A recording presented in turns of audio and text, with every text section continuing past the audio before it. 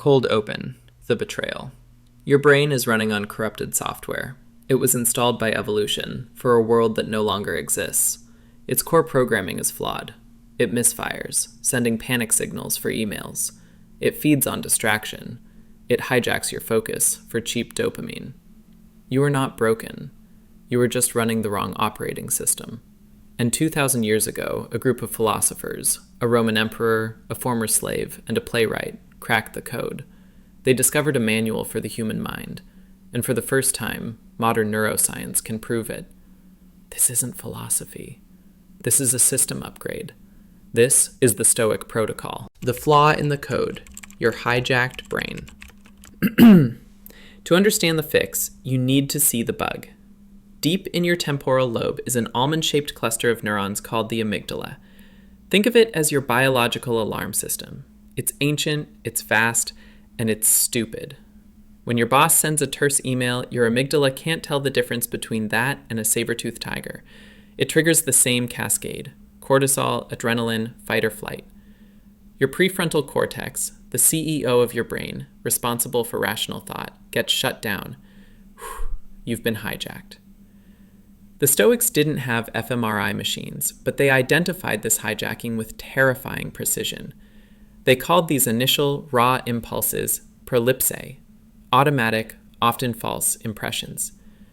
Epictetus, the slave who earned his freedom through philosophy, laid down the first rule of the protocol. It's not what happens to you, but how you react to it that matters. Neuroscience translation. The initial amygdala spike is involuntary, but your conscious response is a choice that either strengthens or weakens that neural pathway for next time. The Stoics were the first cognitive behavioral therapists.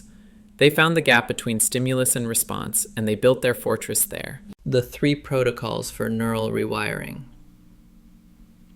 The Stoic protocol consists of 3 core drills. These aren't abstract ideas. They are repeatable exercises that physically rewire your brain. The view from above, cognitive reframing. This is the ultimate context generator. When you're consumed by anxiety or anger, the Stoics, like Marcus Aurelius, instructed you to perform a mental shift. Zoom out. See your problem from above the room, above the city, above the planet. On-screen quote. You can rid yourself of many useless things among those that disturb you, for they lie entirely in your imagination. Marcus Aurelius.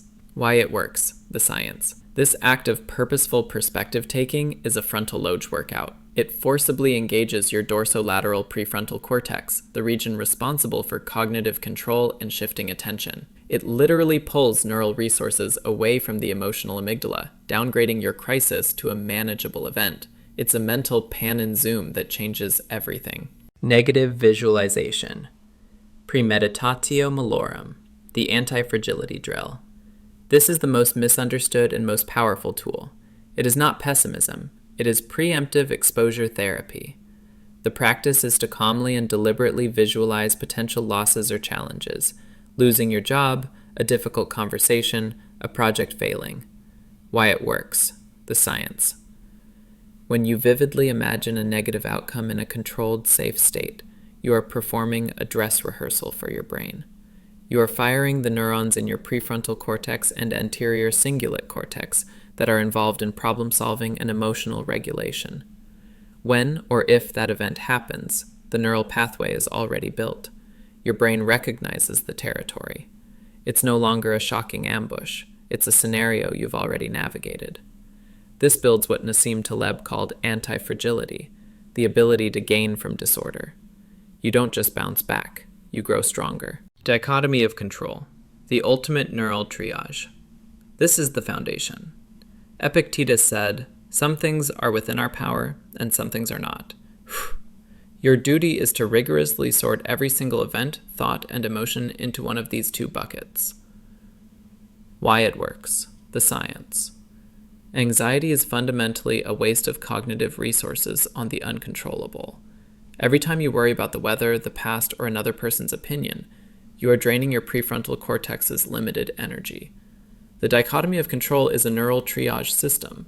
It forces you to consciously deactivate the neural networks associated with futile worry. This conserves your brain's metabolic energy for what actually matters, your own judgments and actions. It's the ultimate cognitive efficiency hack. Part 3. The evidence. Your brain on Stoicism. This isn't a metaphor. The evidence is concrete. Cognitive behavioral therapy, CBT, the gold standard psychological treatment for anxiety and depression, was directly created by Dr. Albert Ellis and Dr. Aaron Beck from Stoic Principles. The core of CBT is identifying and disputing irrational automatic thoughts, the exact same practice as challenging the prolipse. Neuroplasticity.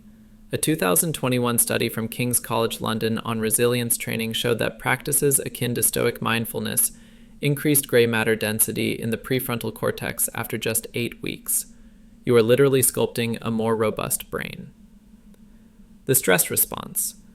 Research from the University of Pavia in Italy found that regular mindfulness and cognitive reframing, core Stoic practices, can lower baseline cortisol levels and improve heart rate variability, a key marker of resilience.